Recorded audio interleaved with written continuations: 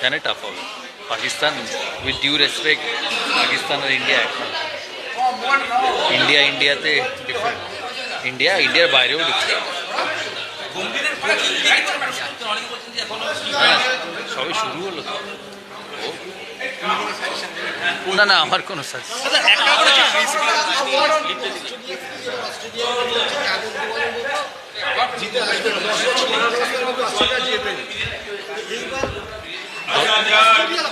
Australia যেতে না না, ইন্ডিয়া যাকে ইচ্ছে হারাতে পারে। আমি আগেও বলেছিলাম 19-এ, এখনও বলছি ইন্ডিয়া যদি ভালো ব্যাট করে ইন্ডিয়া হারিয়ে দেবে অস্ট্রেলিয়াকে। কারণ ইন্ডিয়ার বোলিং আছে 20টা উইকেট।